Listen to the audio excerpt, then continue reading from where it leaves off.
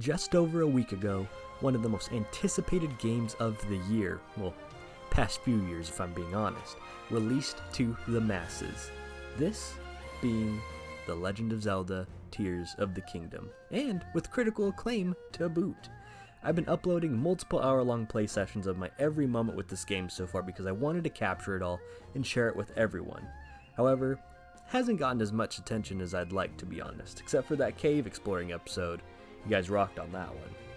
So, in place of these super long gameplay videos, how about a progress report every so often, just to show you all what I've been doing and not have it be super long, 3 hours type of thing, but just more of a 20 to 30 minute talk and conversation about what's been going on my end of the world, what I've been getting into, and all the gameplay attached to it too, so you can see everything that's been going on and not just taking it for my word. As a precaution as well, a warning, I will do this, as chronologically as possible, like in terms of what I've done and how the gameplay will show itself. So like obviously a lot of this will be going over the gameplay that I've already posted. So there will be spoilers, as I did go to the Rito village already and complete that area. So obvious story spoilers for the geoglyphs, obvious, exploration spoilers, any of that stuff. So please keep in mind. But with that being said, let's start exploring under the castle, shall we?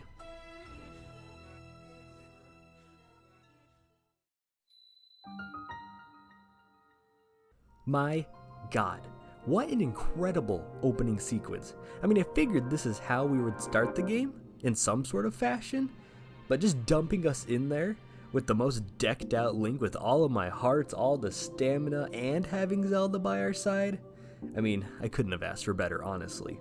Absolutely adored having her walk next to us, even if she was just talking and we could talk to her by pressing A and, just simple stuff like that. I just enjoyed Zelda being by our side and her gushing about the Hyrule history and the relics that we come across. It was just a real treat. I just enjoy seeing characters interacting with other characters with a history, and it's so cool to see that this is exactly what happened.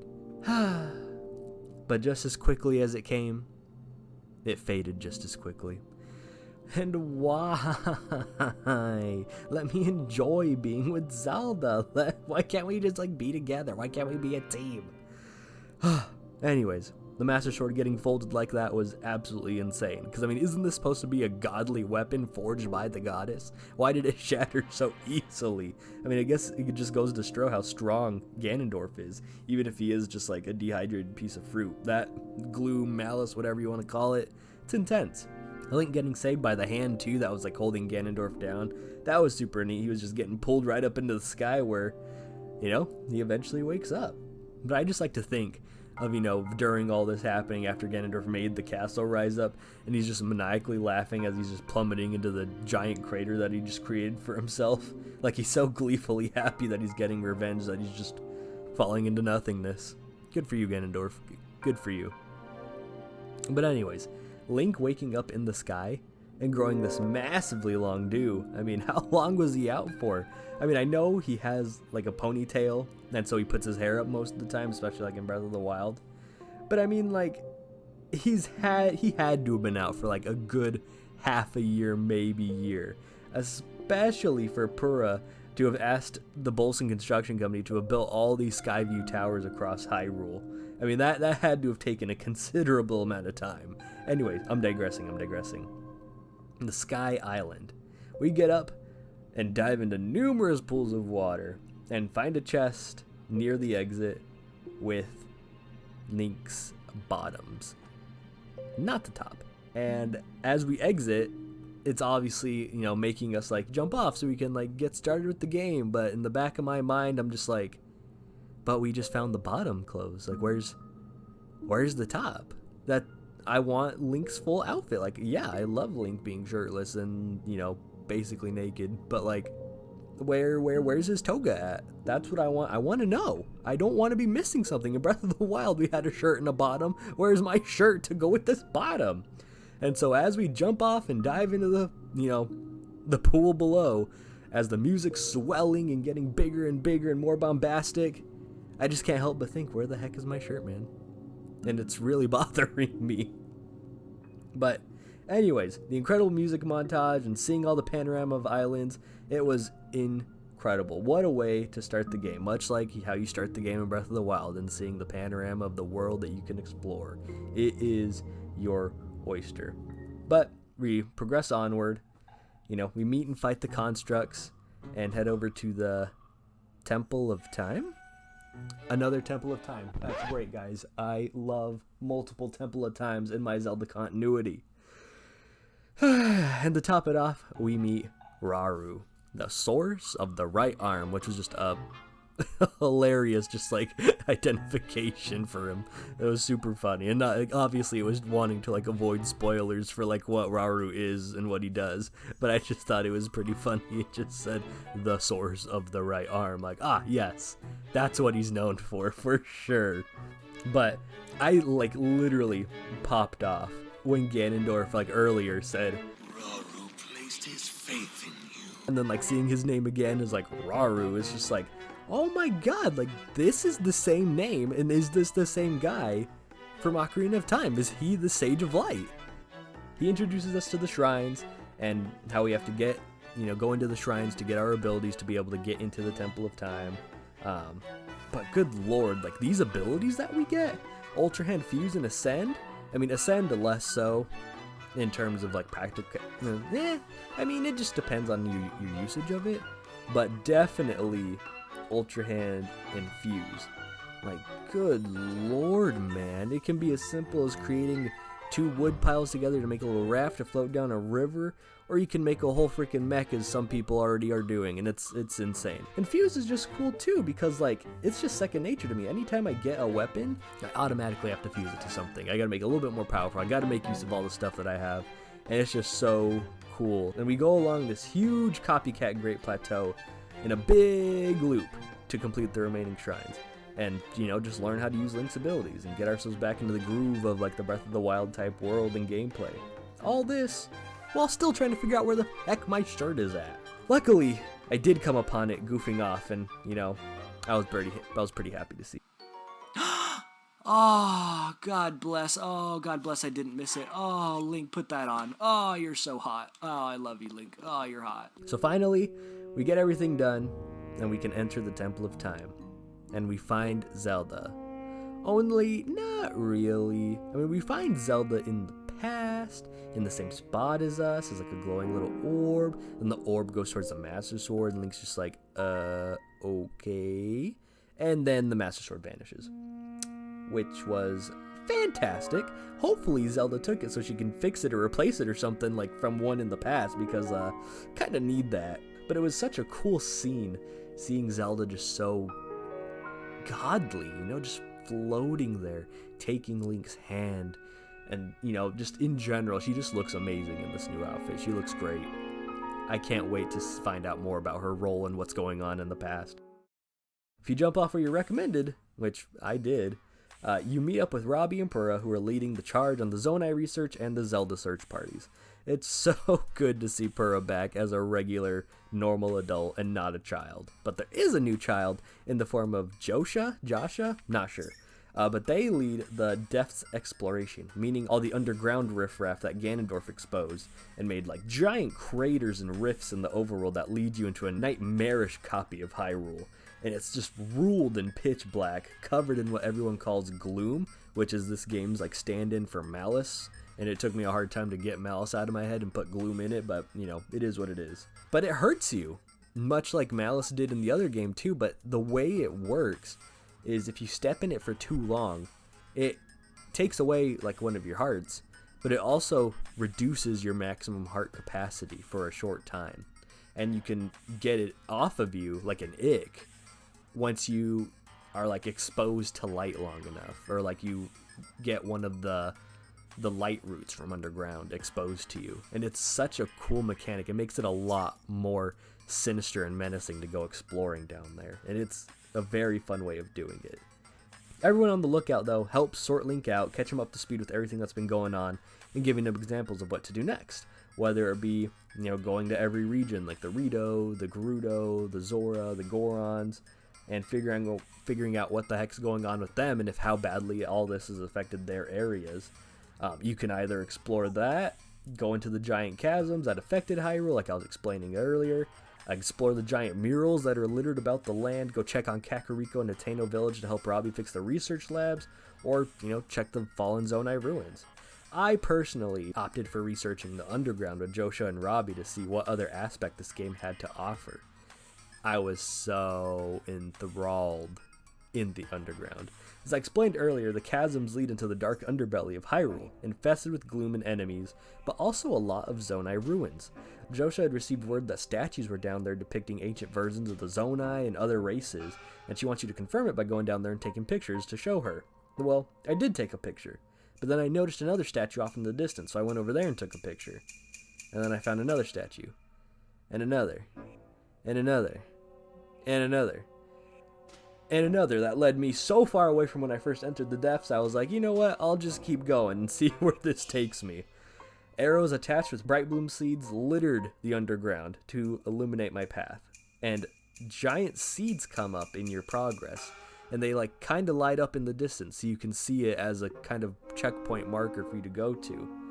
And they act like shrines in a sense, which is funny because if you activate a bright bloom seed in the underground, if you check the overworld where it is, it correlates to exactly where a shrine is. So these two things are connected. So if you don't know where a shrine is, but you explored this area in the underground, you go up where the bright bloom seeds are, not the bright bloom seeds, where the light roots are is where a shrine is, and vice versa. So it'll make a lot of shrine hunting easier if you haven't explored certain areas. Eventually, the statues that I was following ended up at a rundown Zonai furnace with other travelers investigating the ruins. To my surprise, this is where you get the auto build feature. And I was like, whoa, I must have come across this super early or something, because I'm only 3 hours into this game, and I already found this.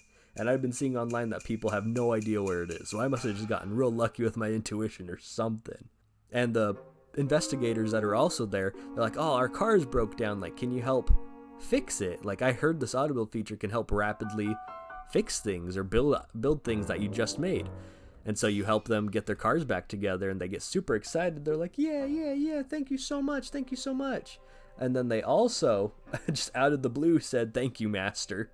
And I was like, why are they thanking their master? I must be missing something.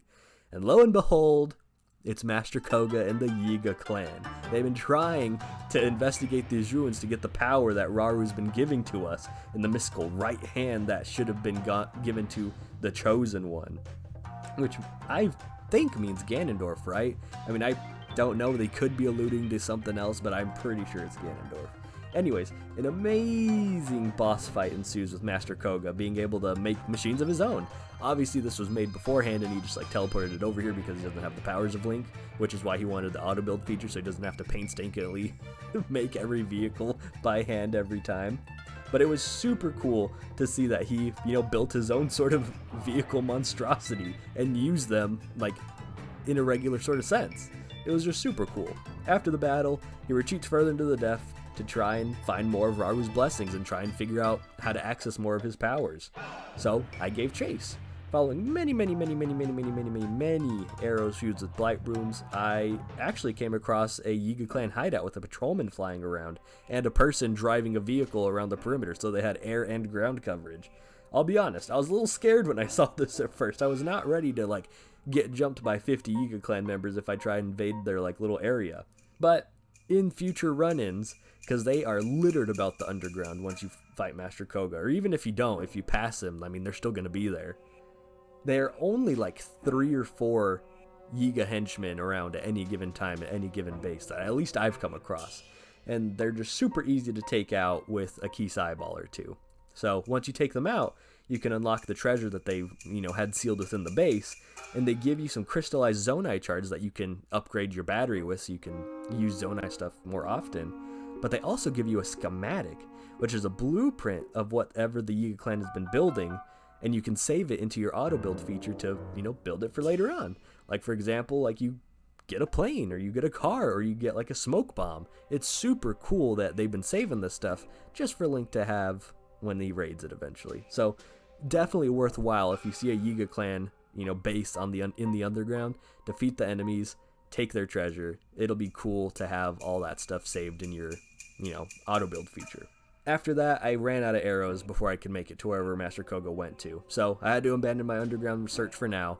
I eventually went back to Josha and showed her all the pictures that I took, and she was very impressed. You can also find a Poe statue, or I don't know what the statue is actually called, but the statue wants Poes from the underground, and you can use them as currency to get different materials and items, such as the Darklink outfit. This one has the top of it, or not the hat, but like, you know, the actual shirt. And there's other ones littered throughout the underground as well. I haven't found any yet, but they can show you where they are. So if you run into more of them, I'm pretty sure they'll give you more outfits or more other items with Pose, which is cool. Another currency that you find a ton of in underground, so it's worthwhile. So after coming back up, I figured I'd, you know, get more resources so I can get back ready to go to underground. But, you know, I was like, you know what? Before I go back to the underground, I should probably go through this story stuff. Maybe I'll be missing something if I don't try and go where they want me to go. So off to Rito I went.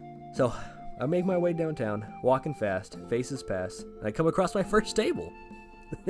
This woman here wants me to find her a horse and bring it to her, and then also help her build a wagon so she can use the horse to pull like some stuff around. It was a super cute little side quest, and it helped, you know, prove the point that, like, you know, you can do this yourself, you know, ultra hand a wagon and get a horse and you can carry stuff yourself. And since I was by the stable, you know, I'd figured I'd hop in and see what was going on. And they implemented a new thing in this game called pony points. The pony points help you just get cool stuff.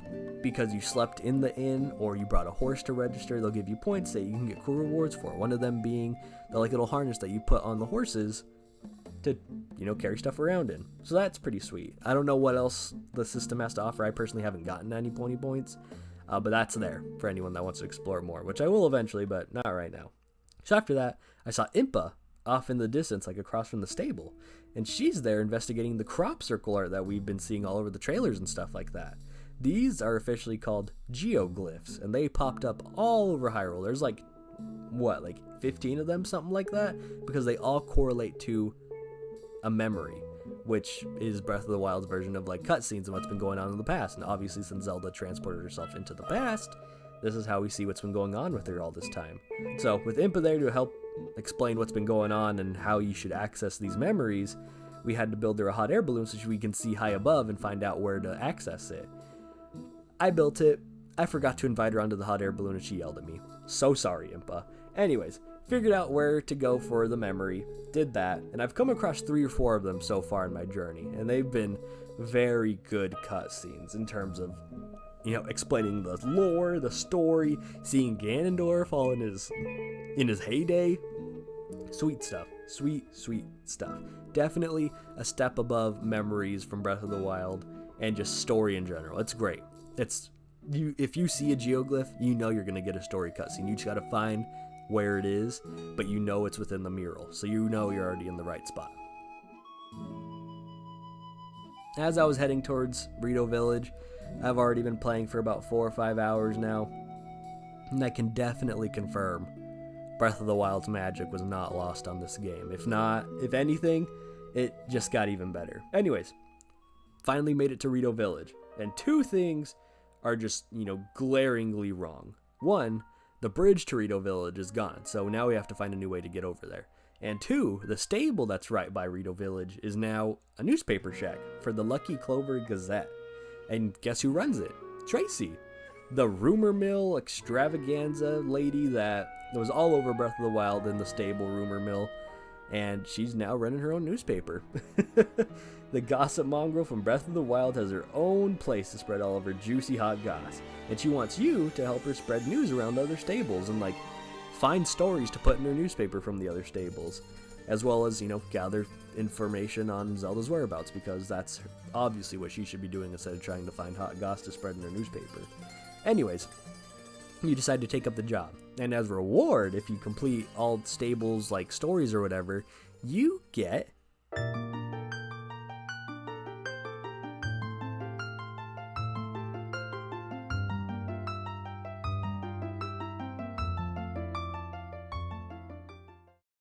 freaking frog costumes.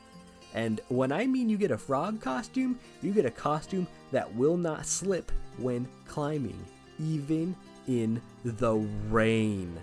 What a freaking incentive, Tracy. You suck. Let me have it now. Anyways, you figure out a way to get across Rito, and you realize the whole place is just covered in snow because of this giant looming tornado, blizzard, whatever's going on. And the whole place is being run by children, all singing about some sort of, ancient legend about the Stormwind Arc. So you're like, what the heck is going on here? So you keep going up to reach the Elder, and lo and behold, it's Teba and Tulin. Teba is now the Elder of the Rito. So I'm glad that he's okay because we haven't seen him in any of the trailers. So thank goodness for that.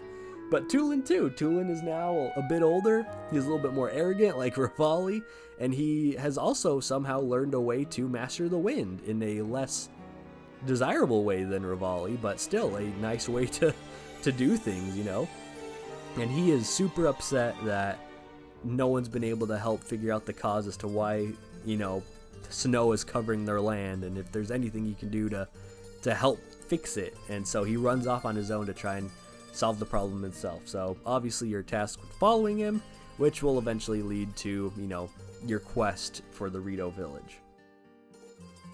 But on the way to go get Tulin, I got distracted by going into this little riverbank that had a Zonai building fall from the ground, and it took me 10 to 15 minutes to build a long enough and strong enough bridge to get across to this thing, and only to be rewarded with opals or something. So that was a huge waste of time. But this game, if you see something you're interested in, good luck trying to get back to the task at hand. Anyways, after I did this, I was just stop, we gotta keep going with the story. We're gonna take 5 hours just to progress inch by inch into the story. We catch up to Tulin. Lo and behold, he becomes a part of our team when we catch up to him. He wants to help us, figure out what's been going on with the Rito village, and he's literally running and walking by your side, like how in the trailer we saw Sidon fighting with us. That's how it's going to be for almost every region, I hope, and that's super cool. And he is deadly accurate with his bow, by the way. He will headshot enemies and take them down. It is fantastic. And you can also use his wind ability that I mentioned earlier. It's a horizontal draft instead of a vertical updraft like Rivali, but it's useful for when you're gliding and you need that little extra oomph to make it a little bit further. It's pretty cool. It's pretty great. And it has a shorter charge range, and you can do it whenever. That's already much better than Rivali's Gale, so that's awesome. So anyways, we keep walking, we're traversing the Hebra region, and we make it to the top of the mountain we're headed towards, and we see a boat. We see the flying boats that were in the trailers. And supposedly this is a part of the tale of the Stormwind Arc that the kids were singing about earlier. So this legend is true, apparently. So we ascend higher and higher. We use the sails on these ships to bounce like freaking trampolines up above the little Stormwind tornado thing. And of course, we gotta dive right into it to see what the heck's going on. This is the entrance to the Wind Dungeon, a giant version of the ship that we've just been jumping on the last 30 minutes. And it's got 3 levels, multiple layers of chambers and dungeon stuff, puzzles. And I'll admit, I was always a fan of the Divine Beast from Breath of the Wild, but this is definitely a step up in terms of aesthetic and design. And I hope the other regions have, dungeons similar to this, because this was super cool.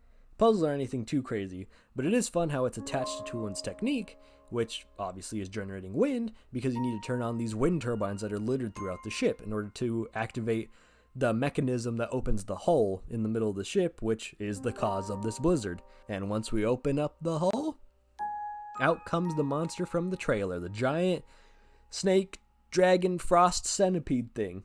The boss fight was super fun. You're always in the air gliding because of the current updraft that it's generating. You got to avoid tornadoes, hit it in its obvious, spots that you have to hit because it's very obvious where it is. But yeah, it was a super cool boss fight, super fun. It's pretty simple, but it was fun. Tulin also gets his respective tier after this and gives us the ability to have his shadow around with us at any given time. And it's like he's always a part of the team now. He's always helping me fight enemies. We can use his wind whenever we want. It's a pretty sweet perk. It's so cool that we actually have a team member now. Yeah, Tulin was our team member during this, but now that he's back at the Rito, we still have access to him as a team member, and that's super cool. I can't wait for this to be the case for all of the other hopefully all the other descendants too once they get their tier. That's going to be sweet. I just like that we have a party in Zelda. That's so cool. And so after I was done with that, I went back to the shelter and went into the underground little like evacuation area where the beds are. Then noticed that the Sheikah woman that's usually just sweeping has a side quest icon next to her, and she like looks visibly scared. She said that there was like someone talking to her from behind the wall, and she accidentally like broke it. So Link goes down, crutches under, and you see a whole bunch of breakable boulders in front of you. And so, fusing a bunch of rocks to my swords, I went hammering away, and eventually I found I don't remember what it's called, but like the evil statue that is like the opposite of the goddess statue, where you can trade your hearts and stamina with each other for a cost. That was the source of the voice that was talking to the lady. But after you find it, you still see there's a lot of breakable boulders in your path, and so I just decided to fuse a bunch more rocks to my weapons and kept hammering away at it. I just maybe I just have a dream of becoming a miner one day or something. I don't know. Mixed with the underground and this thing, I was just absolutely enthralled with Tears of the Kingdom. As you keep going through the cave, you find all of the sets. You find like the entire set of knight's armor. Pretty worth your while. But the best part is when you get to the end. And when you get to the end, you're underneath Hyrule Castle. Yeah, we are bandits up in here, folks. And you can get up and explore the dining hall, the guards chamber, the random hallways, everything that, Hyrule Castle left behind before it ascended into the air. It was sweet. It was like it was its own mini dungeon. It was just super fun and cool to explore and figure out for yourself. It was sweet. After that, though, went back into the depths. I felt like I had enough stuff for me to make good dent into the depths again. So I was on my way to go find Master Koga again. But other than seeing him more, I had an incentive of finding more of the crystallized zonai to increase my battery capacity after beating some of the Eagle clan. So I went back to where we first fought Master Koga, since it was like a checkpoint near there. And I noticed that there were different statues than the one I was initially following. This time they resembled more of like the 7 goddesses that were by like the Gerudo Desert. So I was like, that's weird. Maybe then, I guess I'm heading towards the Gerudo Desert in the underground. So I kept following the statues, kept going, and eventually, voila, found Master Koga again in an abandoned Gerudo mining facility. So another boss fight ensues, and this time, instead of a mechanized monster truck, he decided to build some sort of aircraft and flew around the whole time. It was great. It was admittedly a little bit hard at first because he was flying so high I couldn't hit him with my arrows until I found a spring.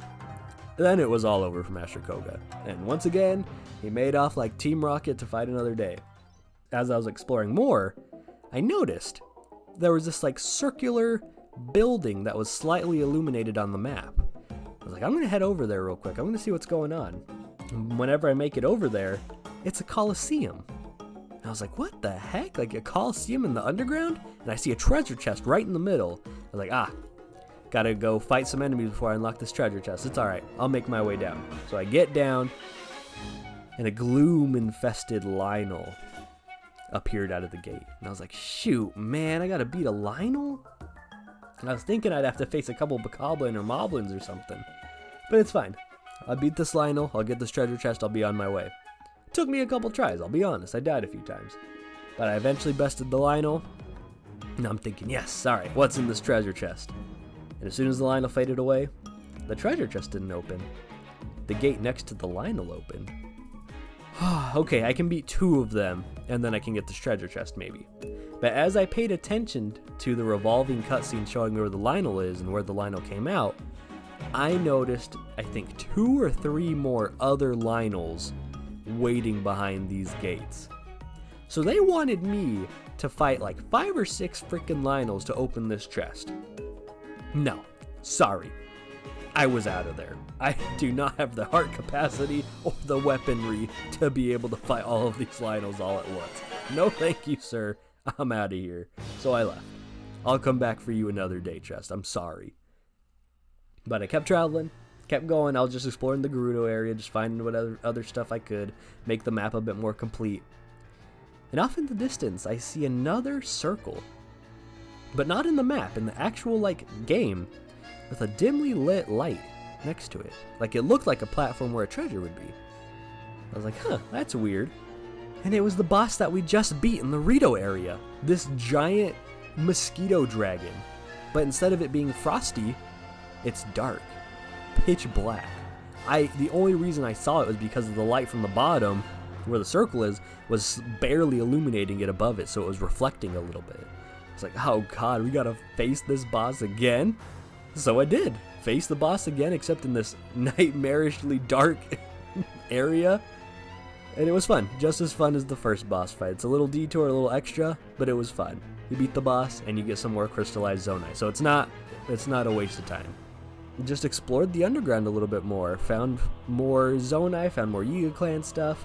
But the one thing I did discover, though, however, is if you want to explore the underground reliably and quickly, if you find a stall horse, you need to get that puppy. You need to ride that puppy into the sunset, man. Those things are fantastic for underground traversal. They don't get hurt by gloom. They obviously run faster than Link, and it's just all around a great method of transportation for the underground. There's a bunch of bokoblin that, ride around the stall horses down there, so definitely, if you see one, take it out, or take out the bokoblin that's riding it, and take it for yourself. It is definitely worth your time and while to do that. I haven't been up in the sky in a while, so let me see what's up here. So I did do some Sky Island searches, or, Sky Island exploration. And the ones that I came across were in zero gravity. It was super cool, like seeing it in the trailer, like, oh my god, Link's in zero gravity in like this section. But some of the Sky Islands have their own like gravity. Like I don't know what it is, but you notice it when you glide through. It's just like a little portal that like Link enters. And as I was exploring, I noticed the Death Star was right over here. And I was thinking, oh, this is the same one from the trailer where it's like you could have a little pachinko machine and you push around and stuff like that, push around this cannon or something. But no, it was a completely different Death Star. Solved that puzzle, got that shrine. It was super freaking cool. And after that, I explored a couple more islands in the zero gravity area. Super sweet puzzles, super sweet shrines, bosses that I fought. Got lots of zonai charges, lots of treasure and costumes. It was a lot of fun. And yeah, that's about all I did. That's where I ended off my week-long journey. Well, at least while recording this. So yeah, next time I go into it, I'll be heading towards the Gerudo Desert and seeing what the heck's going on down there. But yeah, that was my first week with Tears of the Kingdom. I've clocked in about 10 to 15 hours, give or take, so far. And I'm nowhere near close to like 10% done with this game. It's absolutely insane how much they packed into this game. But it makes me so excited to keep getting into it because there's so much more for me to explore and find out. But yeah, let me know down in the comments below how your first week with Tears of the Kingdom went. What your favorite things that you've come across are. Your favorite parts that you've done so far. Side quest, main quest. What your favorite place to explore is. The Sky Islands, the regular ground of Hyrule, and the underground. I mean, just let me know. Because this whole place is just absolutely mesmerizing and filled with things to do. My personal favorite so far? 2 of them. The underground in general, because Nintendo did absolutely no sort of promotion about it. So it's just been a huge surprise to me this whole time. This whole underbelly of Hyrule for you to explore. It's like 2 different versions of Hyrule, and it's so cool. The other thing that I really, really think is fun is helping out this poor guy that's holding up Bolson construction signs everywhere. And you have to use your Ultra Hand to help him steady it so he can build a better base for it to stand on its own. It's just such a funny little side quest thing. It's super funny. I just love it. Super creative. Fun way to use Ultra Hand. I just adore seeing this guy, and I'm just like, alright, let me help you out real quick while I'm on my way doing something else. But yeah, with that being said, that's all I got for you today. So thank you for watching. Apologies for the lack of uploads lately. I've been working on this and, wanted to see the feedback on this too, so I know whether or not to make more Tears of the Kingdom content or, be on my merry way if it doesn't attract a lot of views. So it's whatever. It is what it is. But for those that have watched, thank you. I really do appreciate it. Please leave me a like, a comment on anything about what I said or what you've liked about Tears of the Kingdom. But yeah, thanks again for watching, and I'll see you next time. See ya.